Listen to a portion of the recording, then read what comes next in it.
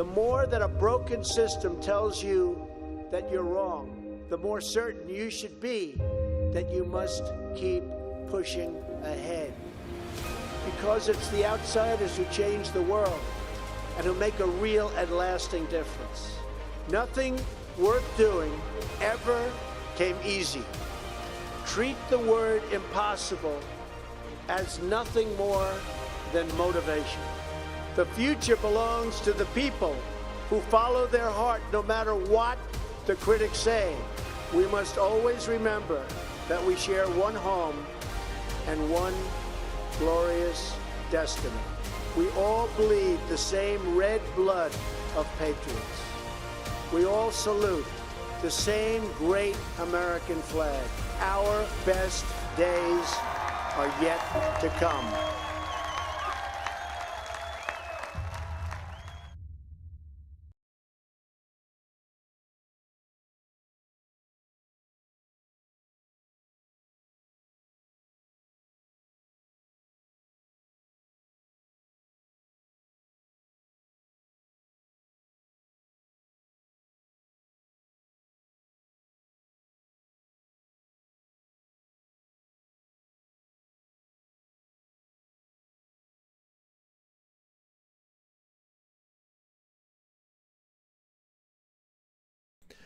All right. Listen, it wouldn't be a proper Ace Live without me forgetting myself on my very first live back after a week off. So, hey, there it is. There it is. I did it for you guys. Hey, we got 23 days. How awesome was that video? 23 days till the Trump man is back. 3 days till 2025. Are you guys ready? Whew. It's been a long break. I've missed you guys. Been crazy, but good. And, we got a lot to talk about. But first, I want to catch up with everybody because I missed you, friends. I missed you. So let's call it out. Big Suede, Numero Uno. What's up, buddy? Media Junkie, Hero Large, Trace, Girth Mike. What's up? Cat Sink. Damn it, Sean. What's going on? Vince Felice, Suljo, Darren, Pedro. What's up from Nigeria, bro? Jeff, what's going on, man? Suljo, Cindy Lou, Pedro Rod.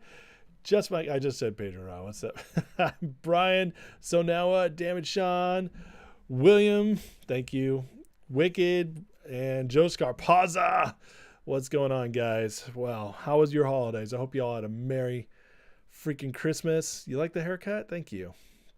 It was time to trim it up. It was time. It was time. Coming back. I'm refreshed. I gotta say, I'm refreshed. It's like I had, it's been, oh my God. So, last I talked to you guys was almost a week ago, and it's been, let's see, I just got back from, Charleston and with my wife, and then we went right into Christmas, which you guys know is crazy. Then my wife got sick. And you guys can imagine, I'm on vacation, Christmas vacation, sick wife.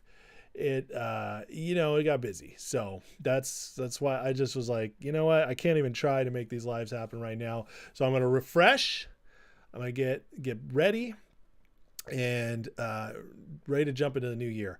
And I'm excited. I'm excited for this channel. I'm excited for what's going on. Guys, today is 2 years now. I've been doing this, making videos for everybody. It's almost 2 years to the day at this point. I think I started like the 28th or 27th of 2022. But anyways, 2 years this channel has been going on now. So thank you guys for making it happen this long. It's so greatly appreciated. And this year is going to be better than ever. I got plans. I'm going to tighten things up, get better, more guests. And it's just, this channel is about to improve substantially. And anyways, I'm excited, but I won't be launching anything for a few more days. So what's on my shirt? What do you mean what's on my shirt? It's my crappy Niners team. Cause I love them. I love them even when they suck, but it is what it is. What's up, Hobbs? What's up, Big JR? All right. You guys ready to get into it? I'd like to say it's been slow news, but it hasn't been. There's been some crazy stuff going on out in the world of politics.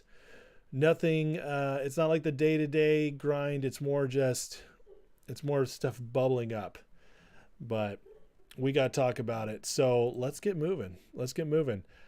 All right. I don't know if all you guys saw this, but this Trump dropped this bomb on us today, and we need to break it down.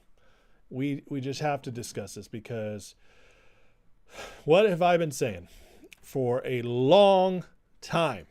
Been telling you all that this year they're going to screw Trump. Okay, I was wrong about the timing. I thought it would happen. I didn't think they could keep it going. Just being honest. I thought things were going to be so jacked up coming out of the summer with the debt, start lowering rates. That would trigger stuff. I was wrong. I admit it. I was wrong on the timing. But the overall thesis is not going to be wrong. I really don't think so. And now even Trump is starting to prepare us. This is him seeding us for what's coming. And the good news is, guys, is you all been watching this show, been paying attention, been involved. This is what you all been waiting for. This is what you all been preparing for. Because if this happens, it's going to cause so much volatility, so much disruption in the markets, that everything, all those bombs all those mines, I should say, that they got their foot on are going to start popping off, which could be very interesting soon. But let's get to what Trump truthed out. He says, the extension of the debt ceiling by a previous Speaker of the House, a good man and a friend of mine, from this past September of the Biden administration to June of the Trump administration, will go down as one of the dumbest political decisions made in years. Now, first of all, let's clear this up real quick. This happened on Mike McCarthy made this deal in September of 2023. So I don't know why he says this past September.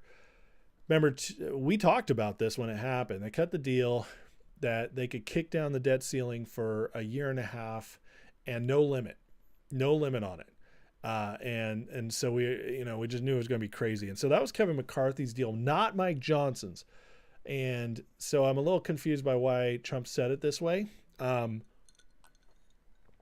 just clearing that up, that is definitely Kevin McCarthy that happened with. I'm not on Mike Johnson's side, but it was McCarthy that happened. He says there's no reason to do it. Nothing was gained, and we got nothing for it. A major reason why that speakership was lost. And there's another clue, is McCarthy. It was Biden's problem, not ours. Now it becomes ours. I call it 1929 because the Democrats don't care what our country may be forced into. And that's a strong word, friends. I mean, him throwing out the 1929 word is pretty, you could call it scary. You can call it intense. But that everybody thinks 1929. They think crash. They think Great Depression. You just don't throw that word around, unless he's really trying to get attention. Okay, so he says they may prefer depression as long as it hurts the Republican Party. Democrats must be forced to take a vote on this treacherous issue now, during Biden administration, not in June. They should be blamed for this potential disaster, not the Republicans. So Trump is using this to try to get them to do the debt limit fight now on Biden's watch instead of with him. He's got all kinds of reasons for this. They're going to hold him hostage over it, to hold up his agenda, all kinds of stuff. But he's also seeding us with these clues. Okay, he's seeding it out there that, hey, you people, please get ready for what's coming, because and it's not my fault. So that's the other thing. And I get it all the time. Oh, they're going to crash the economy. They're going to blame it on Trump. And I always tell you guys that he has a year. He has 1 year until they blame the economy on him. Nobody can get away with it. People aren't stupid, as this last election proved. The people are smarter than they give him credit for. And he's got a year. So that first year, if it was good economically, if 2025 goes well economically and then it crashes 2026 or at the end of 2025, then Trump gets blamed. That's how it'll go. But if it happens early, it's still going to be Biden and the Democrats who get blamed for it. So if it happens January through, say, September, then Trump can say, look, this was given to me. All right. So in some ways, he kind of wants it to happen early. I think it's going to, and I'm going to show you guys a couple reasons why here in a minute. But this debt limit fight is just a reason to get it pushed out there. Okay, because the debt limit itself, that fight is not going to cause the depression or whatever, or downturn, market crash, anything like that. That's not by itself going to cause that. Anybody who understands economics and all this and how our country works knows that. But the people don't. And Trump is such a brilliant marketer. This is why he's the ultimate influencer. As Scott Adams says, he's like the most, he's the best master hypnotist he's ever seen.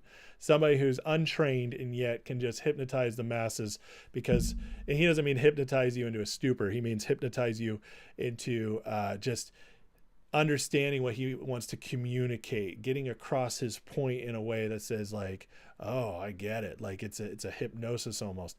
He's the best marketer. He's the best pure marketer that it lived in our lifetimes. Okay. So he's getting this out there. He's seeding this out there. So people get ready. We have 23 days till he's in office. Now watch this. Lots of other people are tracking with this too. It sounds like Trump is preparing for a potential 29 crash. Democrats trying to orchestrate, but Trump has been preparing for this. Flashback January 23. Trump said, when there's a crash, I hope it's within the next 12 months. I don't want to be a Herbert Hoover. When there's a crash. Interesting. During Hoover's first year in office, stock market crash, signaling the onset of the Great Depression. Approximately 1.5 to 2 million Mexican Americans forcibly repatriated to Mexico in a forced deportation operation. Interesting. So he used that crash to fund or to push a massive deportation. Is it really strange how all this stuff is kind of lining up? Now, here's the good news. Hoover came in. He didn't ride a wave of... Hoover didn't come in as a part of a movement. Let me put it that way, like Trump did. He didn't come in an era where we have the media, where we can send information so quickly, spread it, all that. And so Hoover, who was more of a Republican, well, back then things were a lot different. But let's just say he was more conservative on the economy, more libertarian on the economy. Okay. And so if Hoover had been able to stay in and do things his way, that Great Depression, a lot of people say, would have actually corrected much sooner, and we would have come out of it quicker. What kept the Great Depression going was all the socialism, was everything that what's his face, Roosevelt kept passing, the New Deal and all that.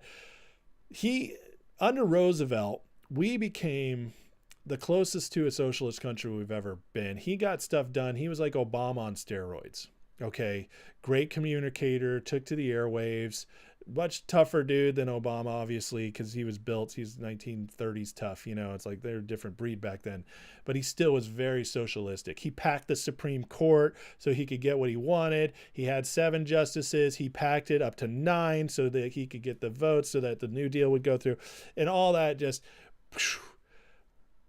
With Trump in, we have more tools. We have ways of moving things faster. Trump already had a term where he started getting manufacturing back.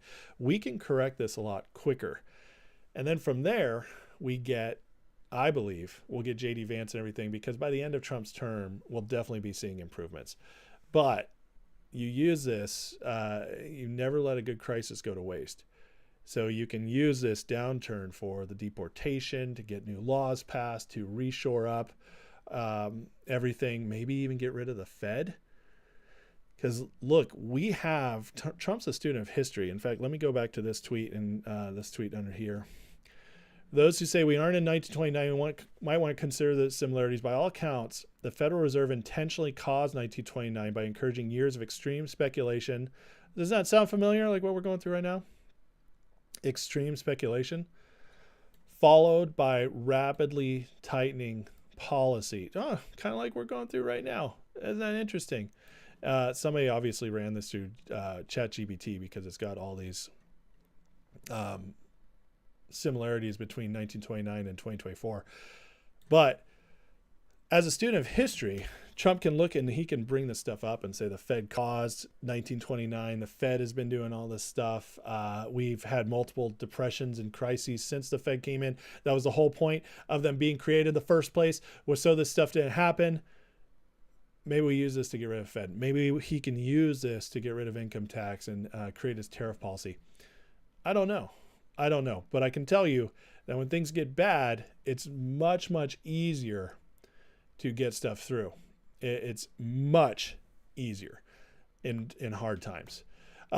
We got more. This is just kind of the stuff to look out for. To refinance $7 trillion in debt, they must save bonds by crashing stocks. I don't think we've ever thought of that before, but the crashing the stocks in order to save bonds. Force the flight to safety trade back into that financing. In other words, since we're in so much debt and it needs to be refinanced right now at extreme, our debt is about to roll over. So $7 trillion in debt in the U.S. economy is about to roll over from old rates to the new higher rates, increasing their payments on the debt significantly. In order to do that, you got to get people to buy them up. And why are people going to buy them up? Well, they're not going to buy them if the stock market's killing it. So why you crash the stock market? You crash the stock market to scare people out, the big investors, and they go buy bonds. And all of a sudden, you save the bonds. Guy that says, I was stupidly early in arguing this a year and a half ago. I still think the likely scenario. Well, could be coming soon. Look at this. Federal debt has fallen $77 billion over the last 2 days. But because Treasury has simultaneously drained $104 billion from its cash account. Now, isn't that interesting? Janet Yellen, we had $104 billion in cash. $104 billion in cash, probably for emergencies on a rainy day. And she's using that now to pay down the debt? What? How the hell does that make sense?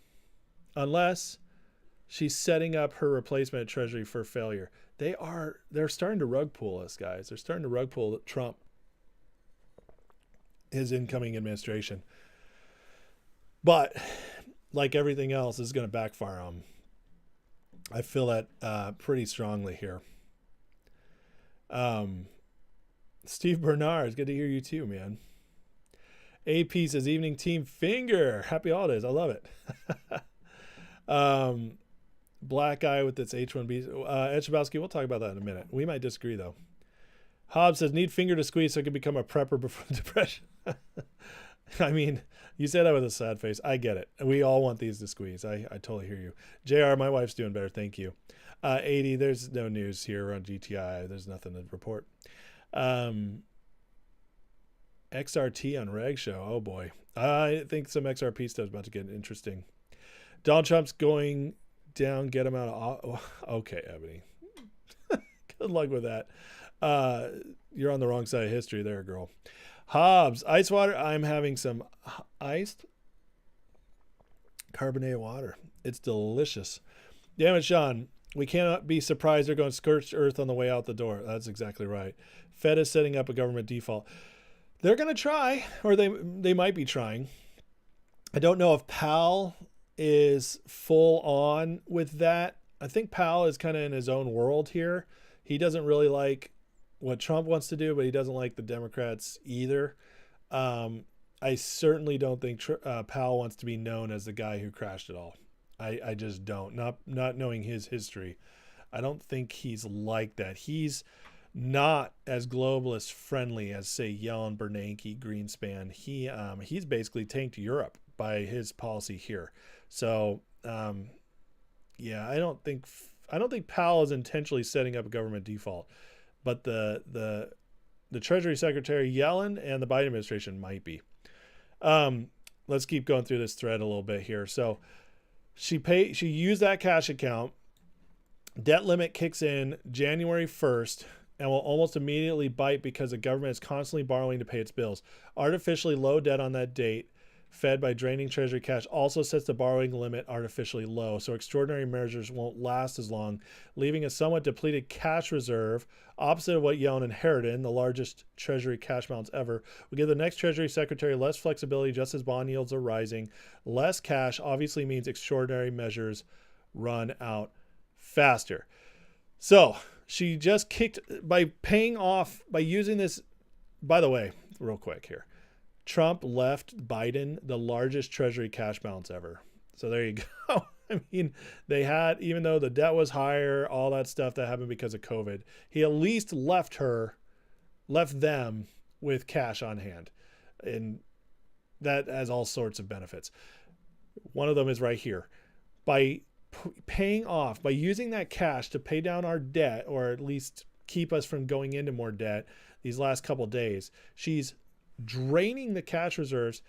And as a result, she's also affecting our debt limit that's about to kick in, making it so Trump has less ability to do whatever the government needs to do if things do crash. They are trying to hamstring him at every opportunity, is the point. This is evil.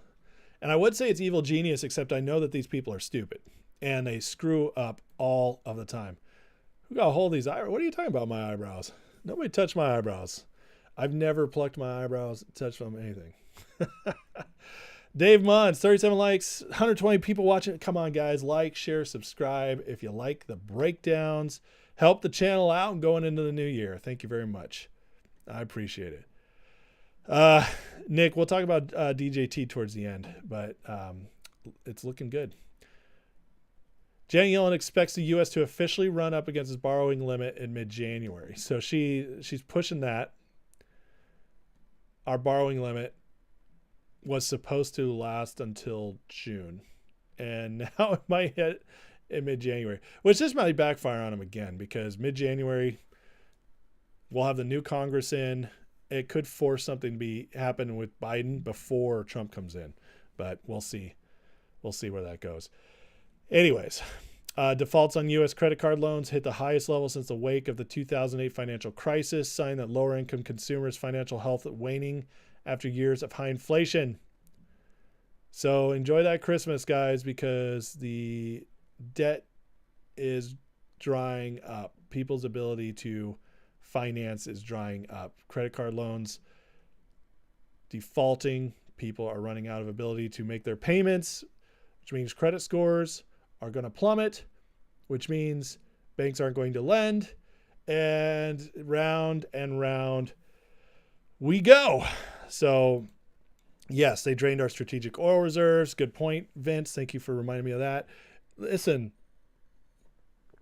these first few months are going to be tough. It's going to take a while for Trump to get his footing with all that's going on. He's going to have to get his cabinet confirmed, so that'll be a little slower. He's going to pass he's going to sign a bunch of executive orders day one. That's without a doubt. All that stuff, no matter how good it is, takes a while to start affecting things. That's just how it works. Takes a while to get into the economy, to start moving stuff. And they've done everything they can to give him a ticking time bomb. If it goes off on Trump, the good news is this: we have someone at the helm with an amazing team, the best team I've seen in my lifetime, coming in readier than ever to handle hard times. And what this will do is they all think they are going to make his presidency maybe nearly impossible. But they said that about getting him elected. He couldn't get elected. Obama said that. He's unelectable, never be elected.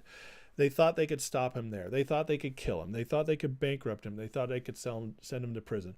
They thought. it all backfires on them. And why? Because the people are with him and the people are waking up at the fastest level in modern history. In fact, maybe in all of history. This is the worst time for them to pull stuff because now it's so obvious. Now we can see it and we know exactly how, we know exactly who we chose to deal with it. Trump's going to have great support through this, and the people will be ready for more because the people are going to get angrier. And the people get angrier when they can't pay for stuff, when things are down, when their 401ks have finally taken that huge dump that we've all been expecting to happen for a couple years. When all that happens, people will be ready for change. They will want blood, theoretically speaking, not violence, but some will, but we don't want that. What we want, though, is justice. And this opens up the opportunity for justice. The people will be calling for it. So you think the people are going to care when Trump uses the DOJ to go after people in Wall Street and in politics in Washington? No, not when they're suffering. They'll be happy because they're going to want this. We've heard for 4 years, we've had the media nonstop keep telling us the economy is great. Joe Biden has steered this economy well. It's a soft landing. Inflation's transitory. All this bullshit over and over and over. And they fed it to us. Some idiots believed it, even against their own pocketbooks. Most didn't. That's why we got this election won. But it's going to get worse. As it gets worse, they're going to start looking for it. You know what? All this stuff we saw, we thought maybe we were the crazy ones because maybe it was just our job that was hurting. Maybe the prices were only affecting us or just our friends. And maybe it wasn't everybody because the media says things are great. The celebrities are telling us the prices aren't that high. Maybe. Well, that maybe goes right out the door, and with it, all excuses to not take these people down. This is a good thing. I've been saying for a year and a half now, we have to go through the pain to get to the better stuff. We just do. We have to face the repercussions, the consequences of our decisions and our actions. Some of it, not our fault. Some of it, evil people, corrupt people running things. I get all that. A lot of it is our fault because we try, whether it's me, you, our parents, our grandparents, whoever. But for years, we tried to live the good life and we didn't look into our politicians. We didn't get involved in our local areas. And, this is culture always leads to where the politics go. We allowed culture to go rotten. We allowed just them to get away with it for way too long. And now God has saved us by giving us the one person who's willing and able to actually get all this stuff done and change our country, and built a team around him with a bunch of other people willing and able to do it. We're saved. He's not a savior, but we got a leader who's going to do this. But we still have to pay the piper. And that's going to be the pain of what comes in this fake stock market. It was great when we all made money from it. Woo! It was great. Ride that gravy train. But it's all fake. And so we're prospering off all this fakeness, and we're about to be hit with it. And that, we all partook one way or the other. Almost everyone. Almost every one of us partook one way or the other over the last 20, 30, 40 years, okay, as we let this build up, even if it was just by trying to stay out. So we got to pay that. That's the pain. We're going to go through the pain. It's going to be like surgery on the country. We got to cut off what's bad. We got to get rid of this cancer, this debt cancer that we live on, this manipulated stock cancer. We have to deal with all of it. And it's going to be painful because it's all a house of cards. The best thing you can do right now is have, I don't know how bad it'll get. My hopes are that it's going to be, I had I had a dream once, and it was that I was inside this house eating, looking out my window, and all this horrible stuff was happening, like soup, bread lines and soup kitchens, and it was a lot of pain, some riots, all that, and it was all going on in the country. But I was safe where I was at. My family was safe, and I was praying about it. I was like, what does this dream mean? And I felt very strongly that it meant that many of us will be safe, will be fine. I specifically had the thought pop in my head that most people in red states will be fine.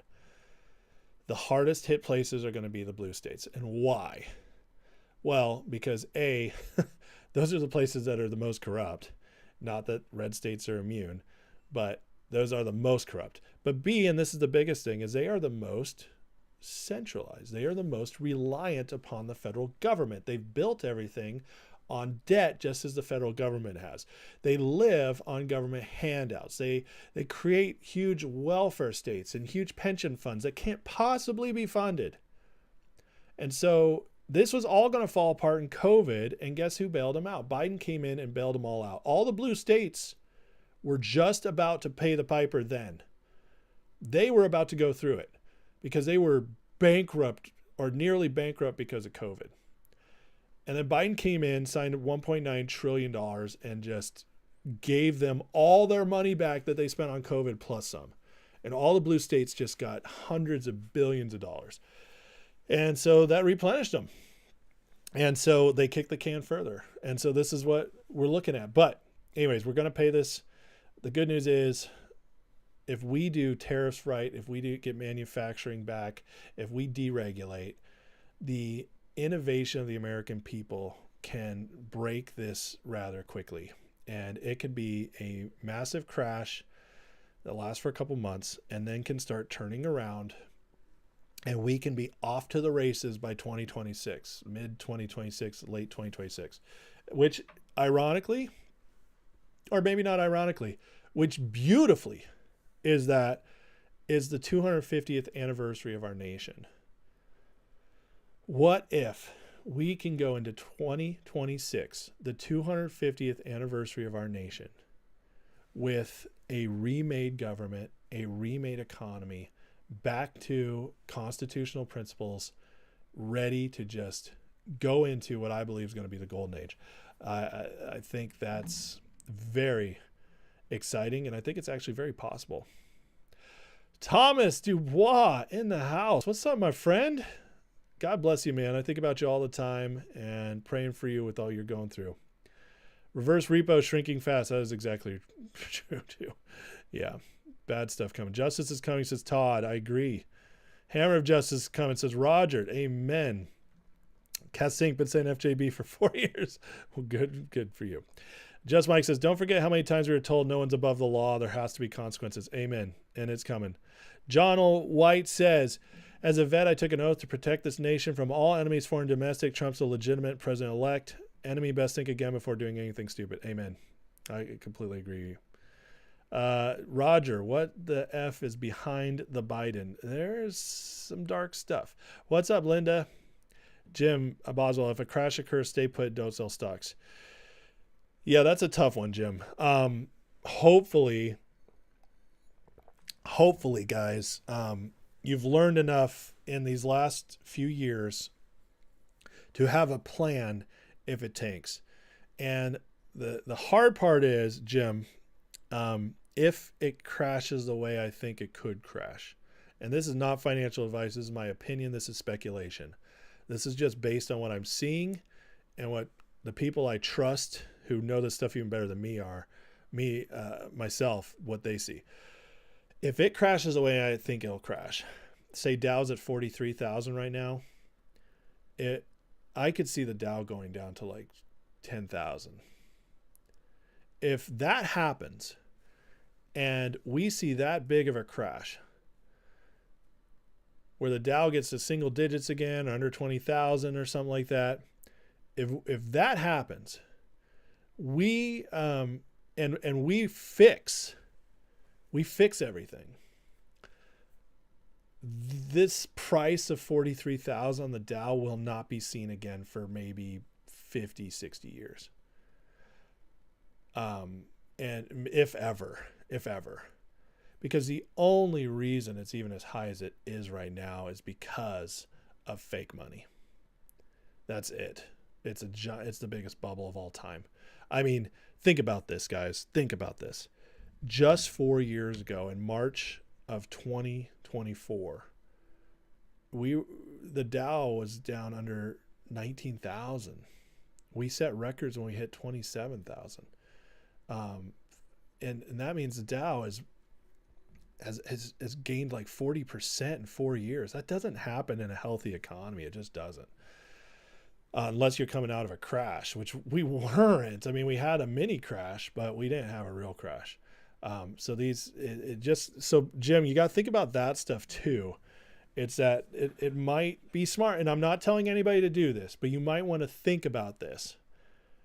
If it looks like it really is about to crash, you actually might want to sell towards the highs and have cash on hand so you can gather up back at the bottom. In 2008, it was better to hold.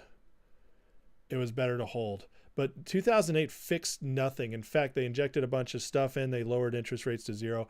And what they did is they create a bigger bubble. And that's what everybody's profiting off of right now. So the difference is that this time you can't do another bubble like that. You just can't. It won't be possible. So those are things to think about. Not telling anybody what to do, Jim, but just something to think about. Hobbs says Biden needs to remind Dems he promised a peaceful transfer of power. Yeah, they keep bragging about it too. Hello, Shamanic. Will I accept a position in the Trump administration? I mean, honestly, if they asked, I would, but nobody's coming for me. Steve King says, will this be good for gold or Bitcoin? Yes and no. Yes and no, Steve. The immediate answer is there probably be dips in both. Bitcoin most severely, I think. I want to be surprised if we see Bitcoin go down to 60,000. Gold will, right now, gold is not completely set free from manipulation either. But the thing is, gold could break free very quickly.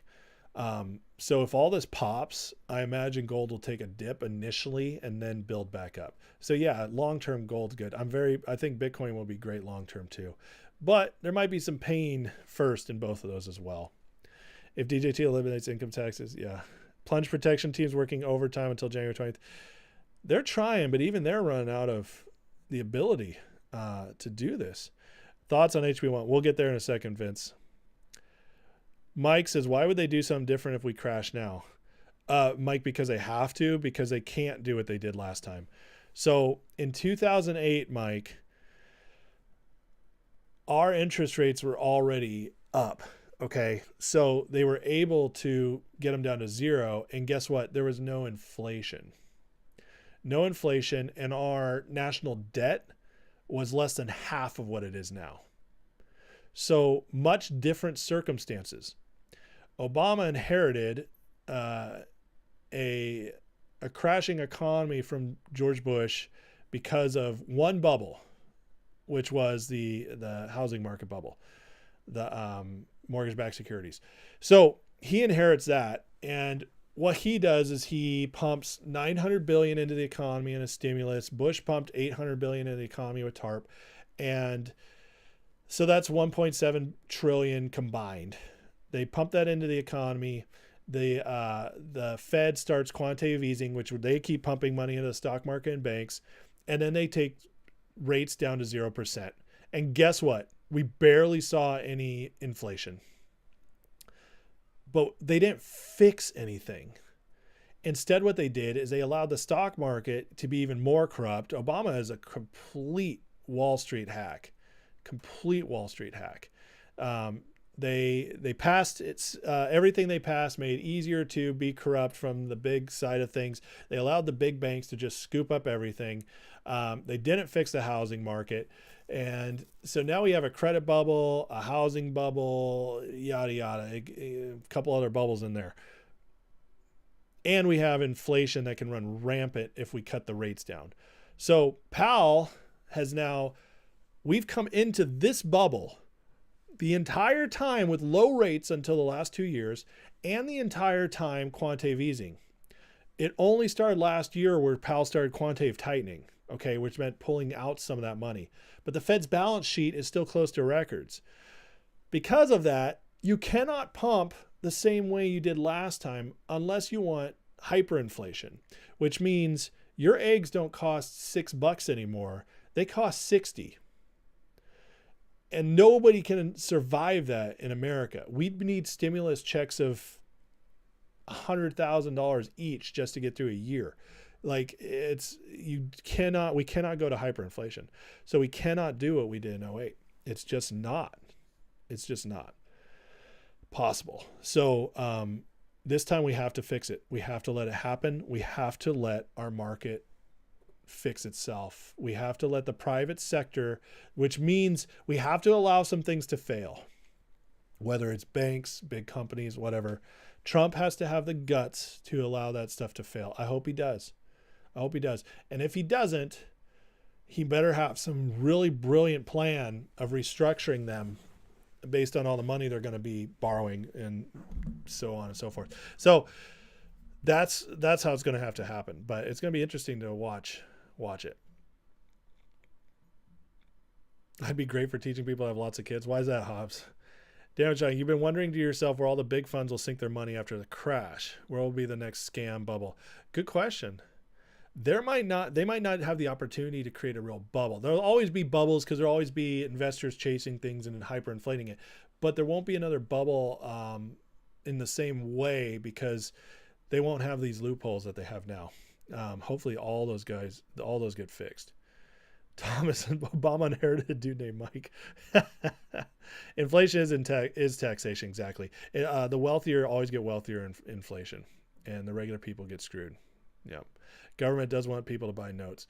Matt, crash on the dollar in your opinion means big crypto pump, Bitcoin being number one. I think that could happen, Matt, but again, it'll be after crypto takes a dump. The reason crypto is going to take a dump because there's a bunch of hedge funds and other investors and stuff in Bitcoin right now. They're going to have to pull their money from it. And that could send Bitcoin crashing down for a while. So just be careful on that. Croissant says, check for you and I didn't show up in your subscription. Found me while I'm still alive. Well, that's awesome, John. Glad you found me. Yeah, please subscribe. Check your subscriptions. I've had that happen a lot where people get automatically unsubscribed. So Todd says Weimar Republic 2.0. That, yes, that is hyperinflation. Exactly. That's the last time a major nation saw hyperinflation. People were using wheelbarrows to buy bread, So Hero Large says like, share, subscribe. Thank you, Hero.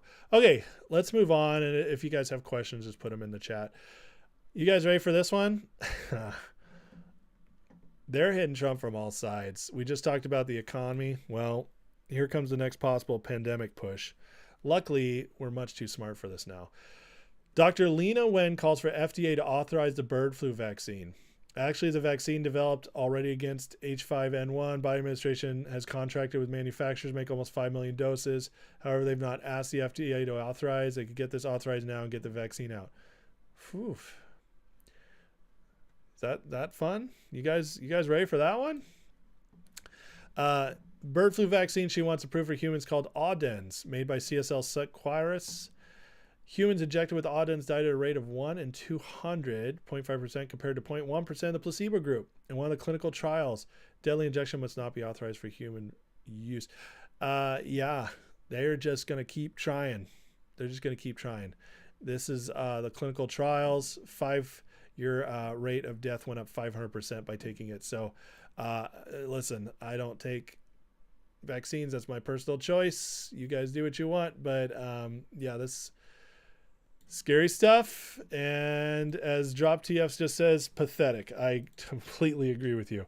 But they're going to keep trying because they think, and this is the thing that just blows my mind coming from the Democrats, from Big Pharma, all this. It's seriously, it's like I gotta be careful because last time we talked about this, my video got taken down. So I'm not going out on a limb saying those big statements I said last time, YouTube, don't worry. But these people think that we're the same people we were in the 1980s, 1970s, that we don't have access to our own information. We don't know how to research. We just sit around and watch CNN all day, and let the nightly shows tell us what to think. They have no. I mean, it's either they have no clue how different things are, or they're so desperate to not want to believe it that they're just going to keep trying and see what sticks. I don't know, but crazy stuff. Yeah, using code words. Thank you, Hobbs. That's hilarious. Yeah, right, Hero. Brett, Leah Wynn needs to worry about Planned Parenthood, not these. Yeah. You survived the PSYOP, Honey Badger says. Feed the birds daily, Thomas. I love it. She gives a great macro. Is that from personal experience? All right, let's talk about this. So this weekend, there was this big blow up in MAGA on Twitter. Okay, big arguments. All the huge influencers got involved. There's fighting over here. There's fighting over here. There's bickering here, bickering there. And then all the liberals went nuts, excited about it. You can, go to the Bulwark and look at their headlines. And it's just like, MAGA's falling apart. MAGA civil war. They can't keep it. It's like so insane. So this weekend, we got a big immigration debate. Major immigration debate. And this is one of the tweets that set everybody off. So let me read it, and I'm going to just give you my thoughts on the actual situation itself, and then what I think this means for MAGA. So real quick, just to back up, the fight is over. Should we allow H1B visas, which is where you allow a worker to come over, say a dude from Bangladesh comes over because he can work on your computer engineering, and they're having trouble finding American workers. That's their excuse, and they hire these guys who blah blah blah. It's very huge in the tech world, but it's used all over by big business. It's kind of like a backdoor easy immigration. And so we had Mike Cernovich on this fighting with James Lindsay, and I'm like name dropping right now. Some of you guys might not know these names. Vivek Ramaswamy got involved, Elon, everybody's fighting them. And it's all like I said, the liberals are excited. They're like, yeah, they're already kicking Elon out, blah, blah, blah. Chill. The Democrats the Democrats all march to marching orders, right? So they don't fight amongst themselves that much. They all hate each other, but they keep it underneath. It's just a boiling simmer. They simmer and hate each other because they all just hate themselves as well. And then they fight occasionally behind the scenes, but they always provide this unified front. And they don't understand what it's like to actually have debates and be able to disagree and still get along and get stuff done. And that's what's so great about MAGA is like we have disagreements all the time. But this is one of the big ones. And this is one of the things they're all fighting over. So Vivek writes this tweet, and this creates this firestorm. So let me read this. He says, the reason top tech companies often hire foreign-born and first-generation engineers over Native Americans isn't because of innate American IQ deficit. A key part of it comes down to the C word, culture. Tough questions demand tough answers. If we're really serious about fixing the problem, we have to confront the truth. American culture has venerated mediocrity over excellence for way too long, at least since the 90s, it says. That doesn't start in college, it starts young. Culture celebrates prom queen over the math Olympiad champ, or the jock over valedictorian will not produce best engineers. Culture venerates Corey from Boy Meets World, or Zach and Slater over Screech, or Stefan over Steve Urkel, and will not produce the best engineers. Fact, I know multiple sets of immigrant parents in the 90s who actively limited how much their parents could watch those shows, yada, yada, yada. More movies like Whiplash, fewer reruns of Friends, more math tutoring, fewer sleepovers, more blah, blah, blah. And he goes on through all this, and most normal American parents look skeptically at those kind of parents, view these kind of kids with scorn. If you grow up aspiring to normalcy is what you will achieve. Okay, so he goes on and on and on about all this. Okay, couple things here. Number one, overall, I think he's 100% right with this aspect. It's that we do celebrate mediocrity over excellence, or we have as a culture for a while. Going back to the 90s, I'm not so sure. But he's wrong in his explanation of how that came to be and how and his understanding of what it looks like.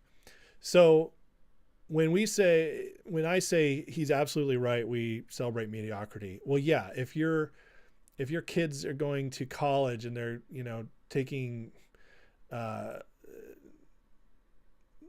furniture design as a major, which I actually know somebody who did that and graduated with a major in furniture design. Yeah. Guess what they're doing now? They are not using their major, but they went to a prestigious college too. That's mediocrity. Mediocrity is, just doing whatever you want, even if it's stupid. Mediocrity is giving trophies to the 9th place kid. Mediocrity is teaching your kids that fun is what matters, not growing into excellence, not giving them a push, not celebrating champions in the champion way. That's mediocrity. Okay, that is 100% absolutely right. Where he's wrong is some of this stuff, and this is how I just know Vivek's a nerd, and he's got some jealousy issues. Listen, if he says like this paragraph right here, that venerates Corey from Boy Meets World, Zach and Slater over Screech. Listen, America, the most successful people in America who built our country were tough ass men and women. Okay.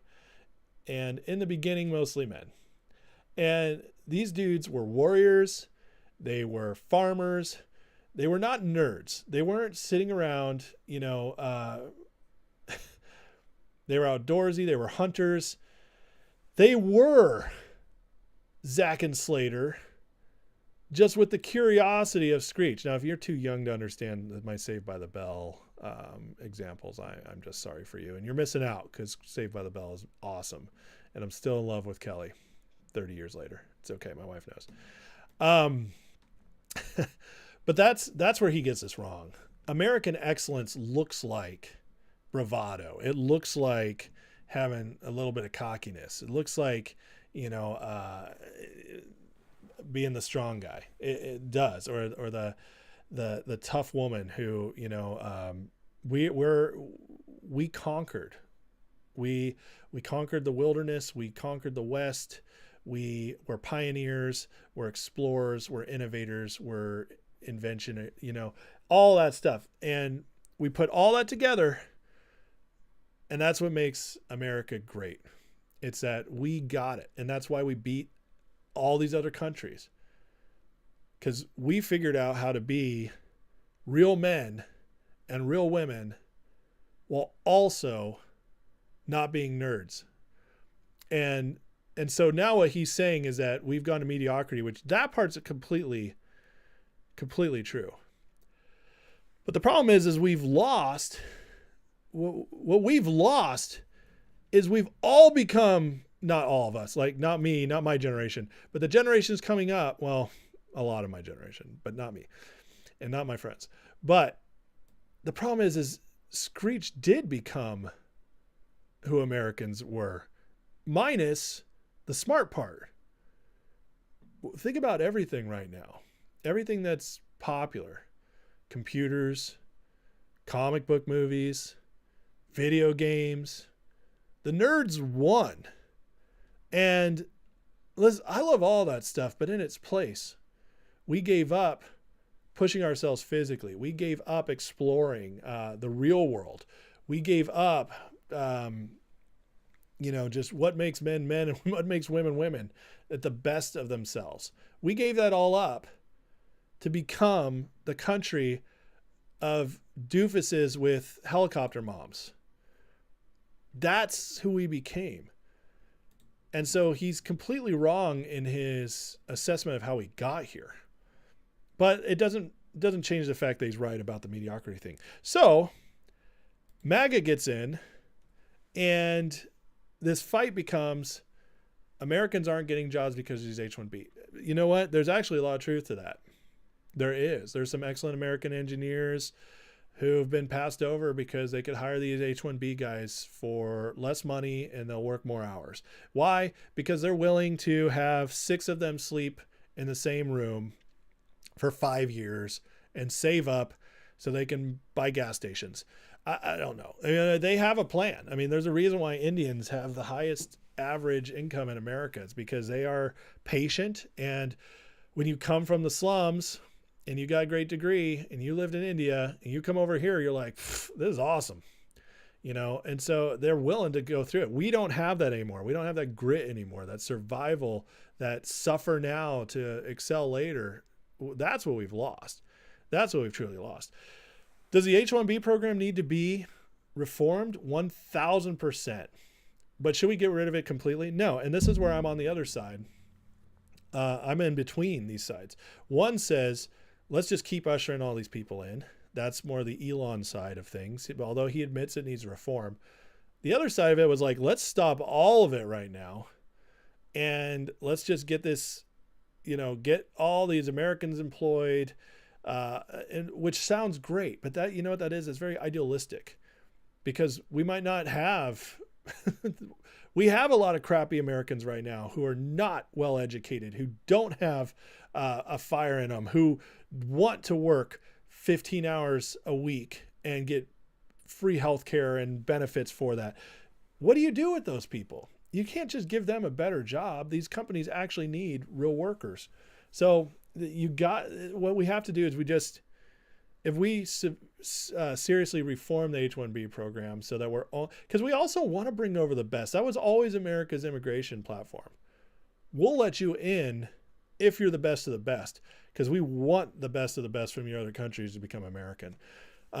Because then we're just going to steal from your country and that'll prop our country up. We want that. That's how it's always been. So, but this is what this big fight's been about. The great thing is Trump is a master of all this. And I guarantee you, he's already thinking of how to bridge the gap on this, come up with something everybody can agree on. And if we close the borders and we get everybody, deported that needs to be deported, and then we reform the H1B program, make it harder to come over here, but still make it possible and for all these work arrangements, everybody's going to end up happy. That's what'll happen. And then the Americans, for one thing too, like, I get it's an issue. I do. And is anybody in here like a tech engineer who's had an issue with this? I'd be interested in hearing your thoughts. But the fact is we can fix this. It's not a big deal. And this debate is good. It's strong. It makes us stronger. Iron sharpens iron. I don't know about you guys, but I have disagreements with my best friends all the time. We yell and scream on each other. We fight. And then we all end up closer as a result and better as a result. And that's what MAGA is doing. And this is what's going to be so funny when we come out of all this and everybody's going to be pissed that MAGA's stronger. So, but that's my thoughts. And honestly, I just don't think it's as big a deal as everybody's making it. Drop TF says, I think at the core of Vivek's right about a lot of it, but in reality, once it was implemented, U.S. companies would absolutely abuse that system, turn these people into modern slaves. And that's very true. Yeah, I agree with that a lot. So Big JR says, definitely still in love with Kelly too. Listen, Kelly Kapowski had it going on. Okay. She's Tiffany Amber Thiessen. Whew. Yeah. Like one of my first loves. She was gorgeous. Matthew Kolar says, they were both athletes and intellects. We can do both. Whole dichotomy presented by sitcoms, high school movies is silly and not reflective of reality. Usually it takes a healthy body to support a great mind. You're 100% right, Matthew. And one of the things, what I would say we did which Vivek doesn't know, maybe, is one of the worst things we did. We took PE out of schools. That was one of the first things that went. So now our kids are fat and lazy. And they're just on video games all the time. The schools don't allow them any time to exercise. They literally sit down at lunch now for 45 minutes, where I used to go out and play at lunchtime. I'd eat my lunch, go out and play. They just don't do physical activity like they used to. And then they wonder why the boys are hyper, because they've been shacked up all day, and then they just slap them with Ritalin or Adderall. It's disgusting. It's horrific. Our modern public school system is prison. It basically is. It's like a prison where the kids learn and they get out every day for a few hours. And it's nonstop programming to become weak and feeble and to someday be somebody's employee. You learn not to ask tough questions. You learn not to challenge status quo. You learn not to critical think. Instead, just memorize your answers. Say yes, ma'am. Raise your hand to talk. And then you don't get any physical activity either. It's disgusting. And Vivek wants to talk about all this stuff. He's completely missing the point. I grew up listen, television is programming in and of itself. Absolutely. If you have weak mind or you have parents who don't actually talk to your kids through the stuff, yes, watching too many programs, if that's where your kids are learning this stuff, that's bad. But if your kids are learning from you and then can watch a show and just laugh at it, that's not a problem. That's how it was in my house. We watched Seinfeld. I watched Friends, Home Improvement, Saved by the Bell. I didn't learn any of these things that Vivek's talking about. I was an athlete, a good athlete, worked my ass off to become one of the best athletes in the school, set weightlifting records in my PE class at the school, got straight A's. It's just like, I did all of it. Because it's all possible.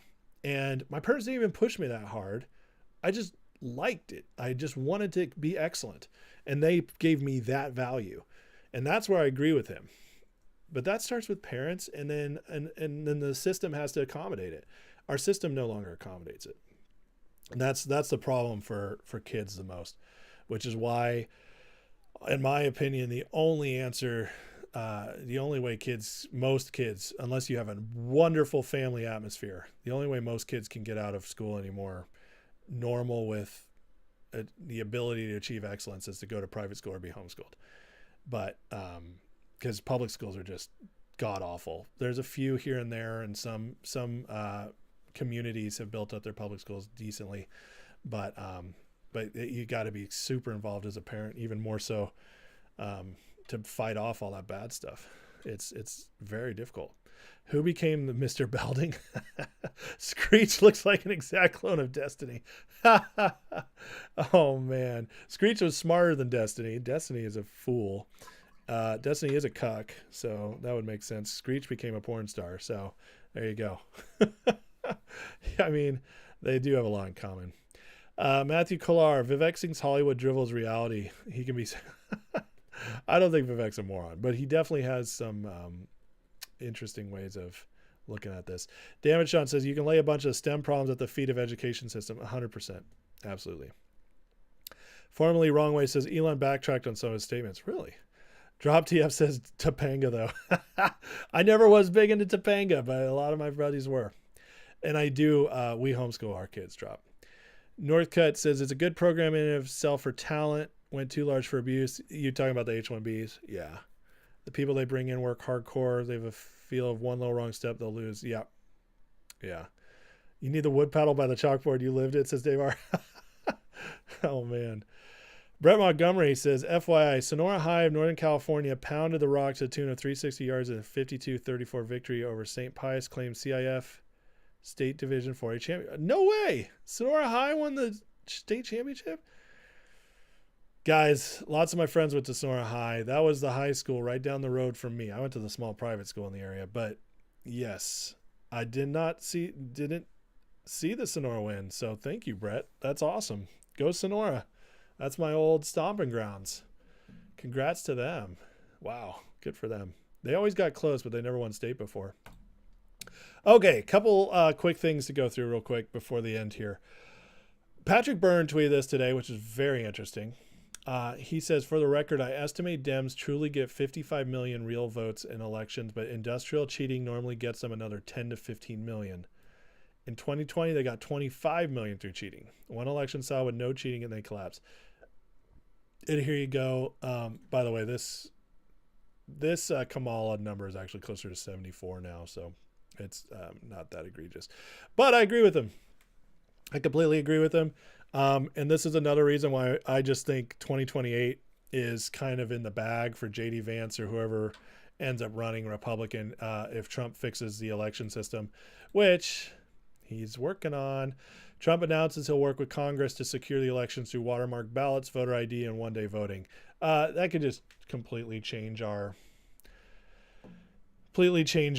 elections going forward and our country. Because we get our elections fixed, no longer will we get just complete bozos.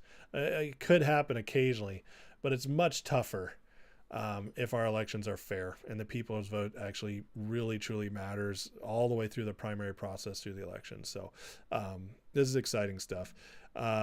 Byrne does have cancer. I don't know if he's been cured of it yet, but he has been in the hospital, so that. Matt says, if Trump announced anything about naked shorting, that alone would pump the market. Either Trump doesn't want that on Biden watch or Trump will be waiting on new SEC chairman to investigate. Yeah, so Matt, I have my theories on this. A lot of people keep asking me, why isn't Trump brought up the naked shorting? I see it one of two ways. Okay. One of two ways. He doesn't want to speak on it because it could be seen as manipulating his stock, and it might be better for him to keep his own statements out of there, since DJT, his DJT stock is currently worth about $3 billion for him, maybe $4 billion, and that's a lot of money. And you know that the media will use anything they can to go after him for that, to divest himself from it or whatever. He did just put it in a trust, but still, I think for his own sake, he's got to look like he's not manipulating the market or his own stock, especially as the most powerful, famous person in the world. Secondly, another theory I have is kind of that he is speaking of it through Devin Nunes. Devin Nunes being his microphone for his stock and for this issue. Now, once he's president, things could change. Or he'll allow Pam Bondi to talk about it, or Kash Patel, or the new SEC chair.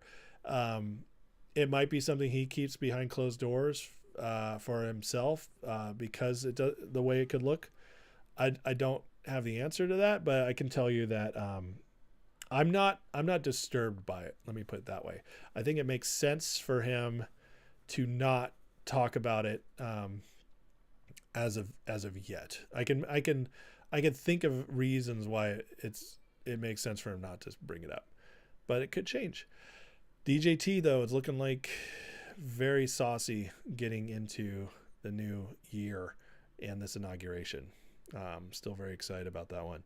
Alan says, do I have an alternative for heating like kerosene heater with no electric? Suggest get one or a generator before 60 generator. You're right, Alan, I do. And I'm looking at some right now actually. So Damon Sean says fingerprint verification for ballots. Yeah, that would be awesome. Thomas says MMTLP plus DJT can't make this ish up. Is that you? Are you saying that's what you got? Real quick, we go through this. I just want to read Trump's statement. Jimmy Carter passed away today at 100 years old. And Trump wrote a great statement on it, so I'm going to read it. He says, I heard about the news of the passing of President Jimmy Carter. Those of us who've been fortunate to have served as president understand a very exclusive club. Only we can relate to the enormous responsibility of leading the greatest nation in history. Challenges Jimmy faced as president came at a pivotal time for our country. He did everything in his power to improve the lives of Americans. For that, we owe him a debt of gratitude. Melania and I are thinking warmly of the Carter family and their loved ones during this difficult time. Urge everyone to keep them in hearts and prayers. Listen, Jimmy Carter who was not a good president, but it wasn't because he was corrupt. It was because I think he was just out of his league. He was a great man, though. Habitat for Humanity. He did not have the bump in income that several other presidents have, didn't use it to enrich himself. I think President Carter generally cared about humanity, generally cared about people, and really had a true faith, unlike a lot of other presidents who claim to have a faith. Joe Biden. But anyways, I just, one of our presidents has died. So he was 100, so he lived a great old age. It's not a tragedy by any means, but it deserves our respect and our attention for now. So rest in peace, Jimmy Carter. Thank you for all you did for humanity, and thank you for trying in your presidency. And we'll leave it at that. But a good man, and we'll leave it at that. So, all right. Last couple of things here. Catherine Herridge has announced CIA whistleblowers coming forward tomorrow and says this is an investigation 6 years in the making, biggest story of the year. So I'm very interested to see what's coming with this. Hopefully that's tomorrow. And the last thing is, let's go look at, let's do a quick stock talk. So right now futures are red for tomorrow. I'll get all this off here.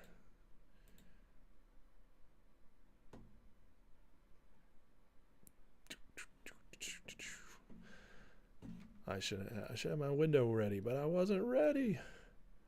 All right, what am I watching right now? I am watching GTI is doing what GTI does. Finger had a good week last week. After that absolute disaster crash 2 Fridays ago, started to bounce back a little bit. Hopefully that continues up.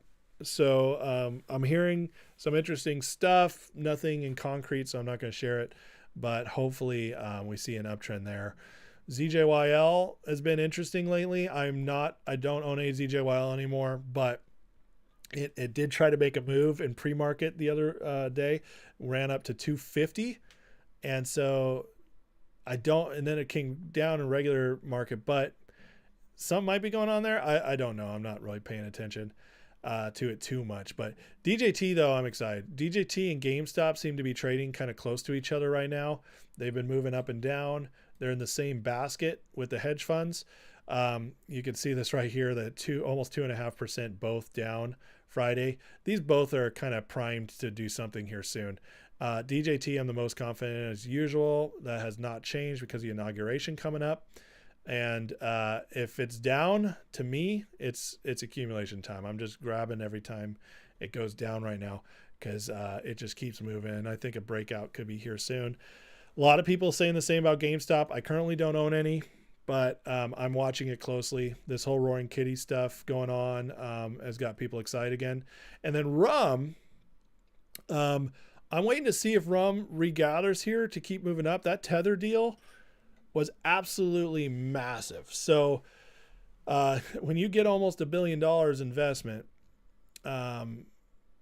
it moves you. And Rumble has just gone crazy the last 2 weeks. And since that deal, especially last week, I'm super bummed I didn't buy after that deal, but I was busy, didn't pay attention, didn't pay attention to it. But it's up there. So if it lowers and starts moving up again, I'm very interested in Rumble. Rumble also is heavily shorted. So that's kind of where I'm at with those guys. For me, I'm still most bullish at DJT. And with Finger, after that massive attack the other day, which brought us down from 2 to 1, I think Finger is going to be over 150 again here soon, and maybe go higher. Maybe go back up to 2. There's too much going on with this to make me think it's going to stay at this level. So, and the deal that passed is as disappointed as a lot of people were in the timing of it.